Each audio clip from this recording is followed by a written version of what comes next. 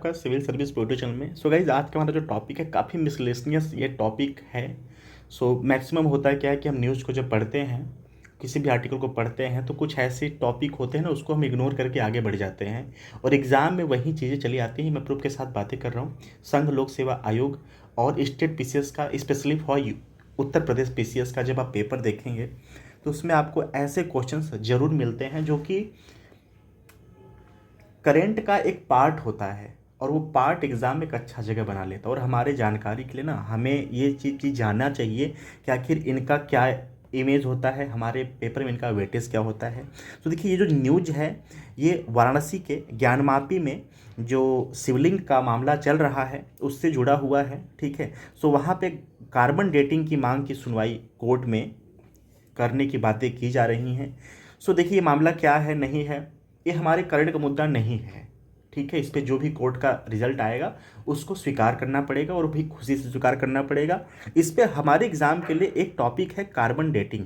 Okay, सो हमारे लिए ये मस्ट इम्पॉर्टेंट हो जाता है कि कार्बन डेटिंग क्या है। सो हम इस पे बात करेंगे कि कार्बन डेटिंग क्या होता है। सो कार्बन डेटिंग, रेडियो कार्बनिक डेटिंग भी इसको कहा जाता है। ठीक है, इसमें किसी भी वस्तु के कार्बन 14 के क्षय में उसकी आयु, प्रकृति आदि का निर्धारण होता है।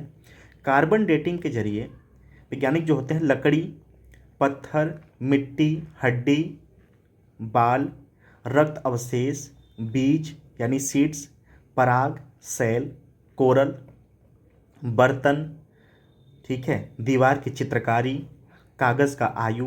आपने देखा होगा कि हम जब गुफाओं के चित्रकारी को देखते हैं तो हम कैसे पता लगा पाते हैं कि भैया ये कितना पुराना है। जब भी हम कोई अवशेष पाते हैं, बॉडी का कोई बोन्स पाते हैं दबा हुआ ममीज़ के फॉर्म में या किसी भी तरीके से, तो हम उसका ईयर पता लगा लेते हैं कि यार ये कितने 100 साल पुराना है, कितने साल का पुराना है, या ये जो चित्रकारी है शिलालेख पर ये कितनी साल पुरानी है। सो आपने कभी माइंड किया कि कैसे पता चलता है वो? सो कार्बन 14 यानी कार्बन डेटिंग के माध्यम से ये पता चलता है। ओके, जो कार्बन 14 है, कार्बन का रेडियोधर्मी आइसोटोप है। ये भी एग्जाम में सीधा सीधा आ सकता है कि कार्बन 14 कार्बन का रेडियो आइसोटोप है। मैं रिपीट कर दिया, आप प्लीज़ इसको नोट कर लेना। ठीक है, और इसकी अर्ध आयु 5730 वर्ष मानी जाती है।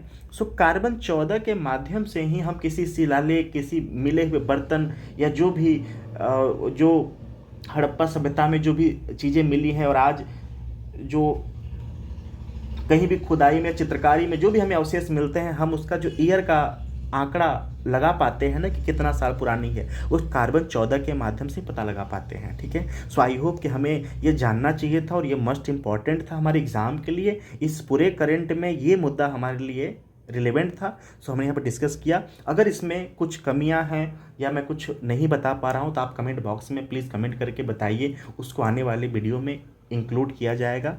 अदरवाइज़ अगर आप इसको एंजॉय कर रहे हैं तो प्लीज़ इसको नोट कर लेना। Thank you so much for watching.